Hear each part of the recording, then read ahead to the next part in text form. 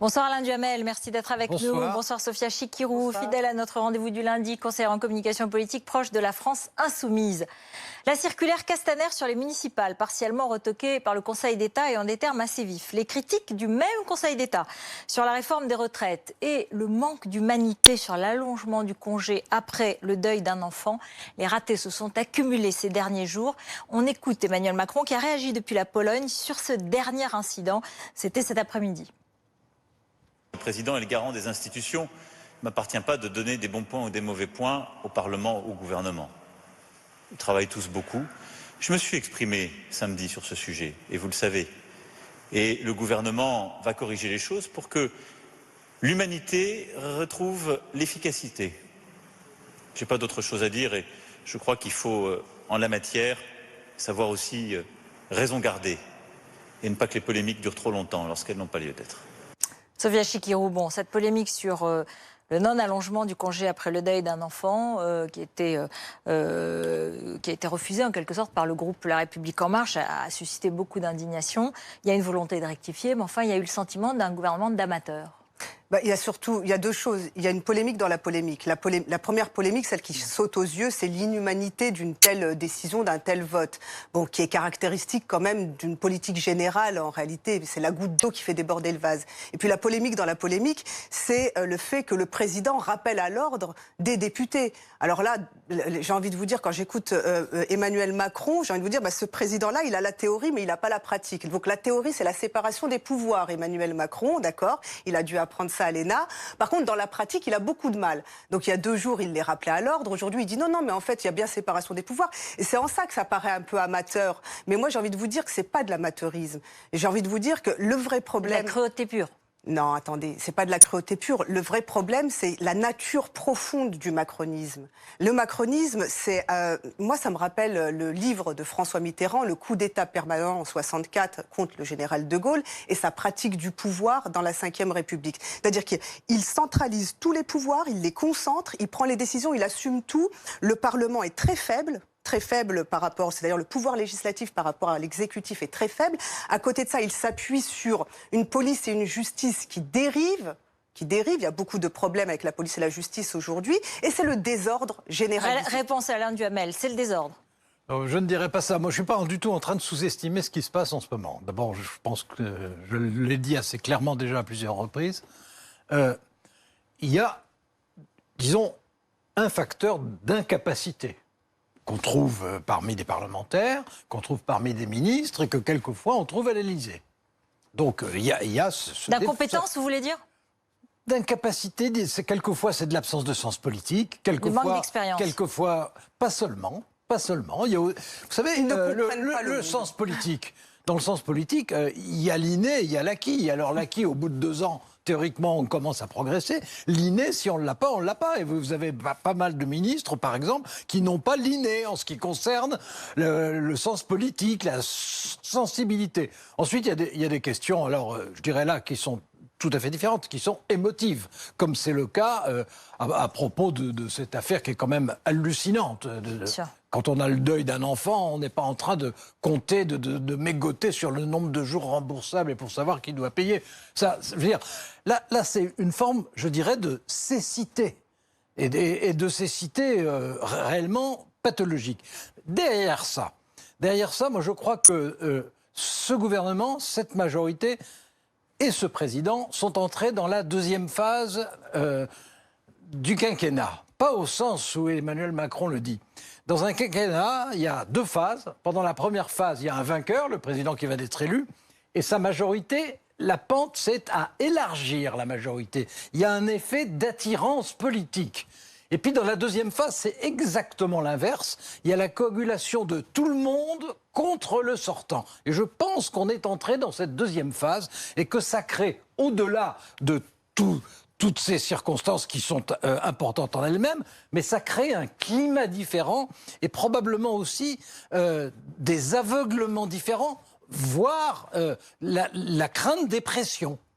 Et c'est-à-dire qu'en fait, effectivement, tout le monde est contre, alors du coup, ils se crispent et ils font des bêtises. Non, la nouveauté, ce qui est vraiment nouveau à mes yeux, parce que je suis proche de la France insoumise, donc moi, m'opposer à Emmanuel Macron, loin de là, m'opposer à Emmanuel Macron, ça fait 2 ans et demi, donc on dirait qu'il n'y a rien de nouveau de ce côté-là de l'échiquier politique. En revanche, la nouveauté, c'est de voir des gens de centre-droit, voire d'une droite plus classique, on va dire, ce que Macron qualifiait d'ancien monde, en quelque sorte, avec son mépris habituel, c'était l'ancien monde, cette droite-là, qui acceptait la politique de Macron, qui acceptait y compris sa méthode. Aujourd'hui, on dirait qu'elle le lâche. Elle le lâche parce que, à mon avis, je reviens sur l'idée du désordre. Cette droite-là, elle ne supporte pas le désordre. Et elle veut de l'ordre, mais elle veut... Sa conception de l'ordre, contrairement à Emmanuel Macron, cette droite-là, elle ne vote pas, ce n'est pas un vote de classe. Je veux dire, cet électorat-là de droite ne vote pas Macron parce qu'il appartient à la classe supérieure. C'est un vote de valeur. Il y a beaucoup d'ouvriers, de petits employés qui votent à droite. Vous savez, sinon, on est d'accord, sinon les choses seraient différentes. Et Macron ne semble pas le savoir. À l'extrême droite, surtout. Certes, mais à droite aussi, beaucoup à droite. Une droite centriste et classique, traditionnelle, qui vient de là, qui est un vote de valeur. Et cette droite-là, elle cherche l'ordre. Et l'ordre qu'elle cherche, c'est pas seulement un ordre sécuritaire, au sens police-force, c'est aussi un ordre social, avec l'idée de justice sociale. Et elle ne le trouve plus, et ce cas-là, ce que j'appelle la goutte d'eau qui fait déborder le vase sur l'histoire du deuil, c'est de trop, quoi. C'est-à-dire, on est quand même humain, on est quand même humaniste. Je ne crois pas du tout que l'électorat de centre-droit ou de droite républicaine, disons en simplifiant, ceux qui sont aujourd'hui chez les Républicains, pour l'essentiel. Bon, je ne crois pas que cette droite-là, aujourd'hui, s'éloigne d'Emmanuel Macron, d'abord en règle générale. Bon, alors bien sûr, il y a les rivalités de partis, ça c'est d'évidence. Je ne crois pas qu'elle soit en train de s'éloigner de lui. Sur la méthode. Parce que, non mais, je pense qu'il fait beaucoup de réformes qu'elle a toujours eu envie de faire et qu'elle n'a pas fait. Bon, et les électeurs qui ne sont pas idiots s'en aperçoivent. Donc je ne crois pas que ce soit vraiment de ce côté-là. En revanche, je pense que ce qui se passe en ce moment, et qui est une toute autre affaire, mais qui est liée à ce que vous disiez, c'est que vous avez simultanément 2 mouvements complètement contradictoires. Vous avez d'un côté des intellectuels, des universitaires, des journalistes, certains de vos amis aussi, qui sont en train de dire la France est menacée d'autoritarisme, voyez l'évolution de la police, voyez l'évolution de la justice, voyez Castaner, voyez les circulaires, voyez la nécessité pour le Conseil d'État de les réprimander et de les bloquer, etc. Il y a ce mouvement qui existe, on le voit beaucoup dans la presse. C'est pour ça qu'il a fait la photo avec Jules et le LBD pour montrer que ce n'était pas le cas. Mais il y a en face un autre mouvement. Il a énervé les policiers. Mais il y a en face un autre mouvement que je crois beaucoup plus puissant et qui alors là touche directement la droite républicaine et l'électorat des Républicains, qui a une demande d'autorité, d'ordre, qui, devant les phénomènes d'immigration, devant les phénomènes dont on parle aujourd'hui, puisqu'on a eu les chiffres de délinquance, sur toutes ces questions-là, tout ce qui touche à l'insécurité, à la nécessité de la protection physique, pas simplement de la protection sociale, de la protection physique. Je pense que ce mouvement-là, qui est contradictoire avec le premier, est beaucoup plus puissant. Mais je crois qu'ils sont déçus justement sur les 2 plans. C'est-à-dire que l'ordre social basé sur la question de la justice est un échec du côté de la politique macronienne. Et c'est un échec aussi sur le plan de la sécurité, qui est en effet un des points fondamentaux de la droite classique.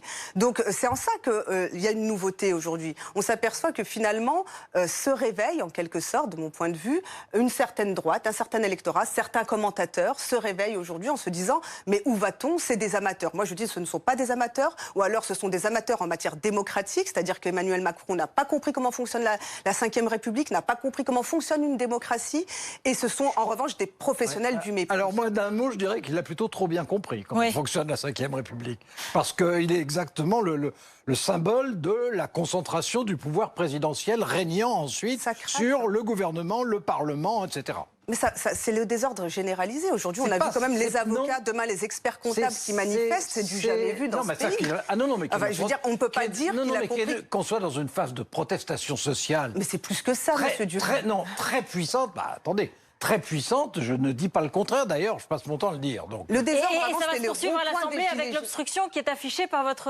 mouvement, non Ça, c'est aussi une forme de désordre, quand même. C'est une stratégie qui consiste à dire il faut poursuivre la discussion dans la commission à l'heure actuelle, ça se passe en ce moment même où on parle, puis dans l'Assemblée, et il faut que ça aille au-delà des municipales. Merci. Vous êtes très sérieuse, donc vous savez très bien que quand on présente 19 700 amendements sur un projet, même un projet important, c'est une volonté non pas de discuter, mais de bloquer. Merci à tous les deux. Merci. On y reviendra parce que ça va durer quelques temps, cette obstruction et cette discussion. Bienvenue en tout cas à BFM Grand Lille et BFM Grand Littoral, les deux dernières de la famille BFM TV. C'est à partir de ce soir 2 chaînes disponibles sur la TNT régionale, les box, les applications mobiles. Longue vie à elles.